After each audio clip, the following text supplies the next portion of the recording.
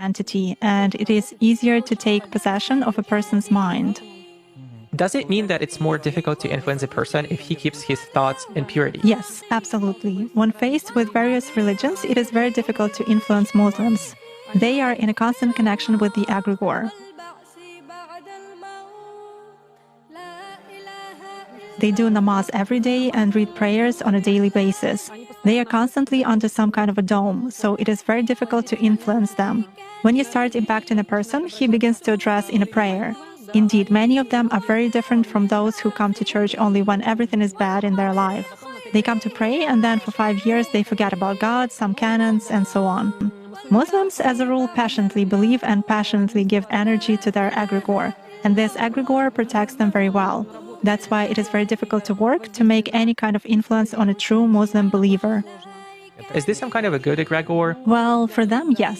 This egregore is good for adepts who contribute good energy to it. How do you sense it? For instance, you have found an energy trace of such person. What's next? Do you try to drag him somehow to visualize this threat and you fail? Or how do you do that? It disappears. I cannot get a grip on it. I focus on it, but something immediately knocks me out of the flow, just like that. Or I visualize a person in front of me clearly and can affect him even at a mental level, but some image is not created in my mind at all. I even look at a photo, reproduce an image, but it vanishes from my mind. Thus, I can clearly see that a person is covered with something. Does this only work with Muslims? It does for me. আসসালামু আলাইকুম। আমরা একজন কালো জাদু চর্চাকারী which অথবা ডাইনির বক্তব্য শুনলাম। সে বলল, সে যখন কোনো মুসলমানকে কালো জাদু দ্বারা ক্ষতি করতে চায়, তখনই কোনো একটা অজানা শক্তি তার এই ক্ষতি সাধনে বাধা দেয়। সেই শক্তি তার ধ্যান নষ্ট করে দেয়। মুসলমান কোনো ব্যক্তিকে কল্পনা করে তার ক্ষতি সাধন করতে চাইলে তার সেই কল্পনা ভ্যানিশ হয়ে যায়, যার জন্য অন্যান্য ধর্মাবলম্বীদের চাইতে মুসলমানদেরকে ক্ষতি করা তার জন্য খুবই কষ্টকর বলে সে জানিয়েছে। পবিত্র আল কোরআনে আমাদেরকে এই ব্যাপারে আগেই বলে দেওয়া হয়েছে, যা হয়তো আমরা অনুধাবন করতে পারিনি। সূরা হিজরের 39 নম্বর আয়াত। ইবলিস আল্লাহ তাআলাকে বলল, হে আমার পালনকর্তা, আপনি যেমন আমাকে পথভ্রষ্ট করেছেন, আমিও তাদের সবাইকে পৃথিবীতে নানা সৌন্দর্যে আকৃষ্ট করব এবং তাদের সবাইকে পথভ্রষ্ট করে দেব। এবং তারপর বলছে, আপনার মনোনীত বান্দাদের ব্যতীত। 41 নম্বর আয়াতে তারপর আল্লাহ তাআলা বলছেন, যারা আমার বান্দা তাদের ওপর তোমার কোনো ক্ষমতা নেই। এই আয়াতটি দ্বারা বোঝা যায়, মহান আল্লাহ রাব্বুল আলামিনের যারা আনুগত্য করবে তাদের ওপর আল্লাহ তাআলার পক্ষ থেকে এক বিশেষ রহমত থাকবে, যার কারণে শয়তানের কোনো রকম খারাপ প্রভাব তাদের ওপর পড়বে না। সূরা নিসার 119 নম্বর আয়াতে শয়তান মানুষকে কিভাবে পথভ্রষ্ট করবে তা বর্ণনা করার পর আল্লাহ তাআলা বলছেন, আর যারা আল্লাহর পরিবর্তে শয়তানকে অভিভাবক রূপে গ্রহণ করে তারা তো স্পষ্টই ক্ষতিগ্রস্ত হলো।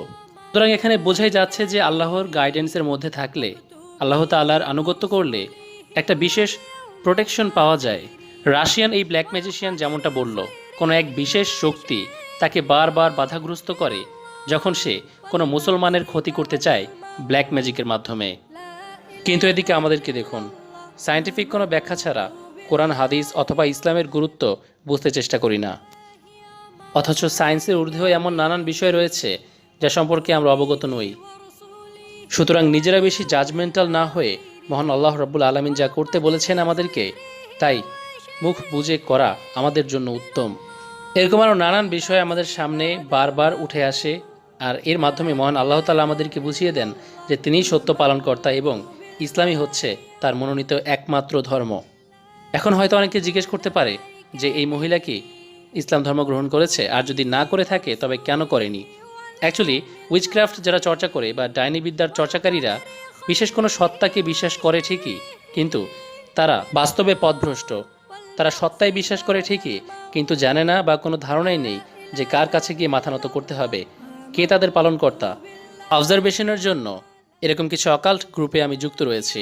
সেখানকার বেশিরভাগ মানুষের ধারণাই নেই সৃষ্টিকর্তার গুরুত্ব কতটুকু। তাই তারা শয়তানের কাছেও যদি ব্ল্যাক ম্যাজিক করে কোনো কিছু হাসিল করতে পারে সেটিকে ভালো মনে করে। তো আশা করছি বিষয়টি বুঝতে পেরেছেন। আজকে ভিডিওটি ভালো লাগলে অবশ্যই চ্যানেলটি সাবস্ক্রাইব করবেন। আসসালামু আলাইকুম ওয়া রাহমাতুল্লাহি ওয়া বারাকাতুহু।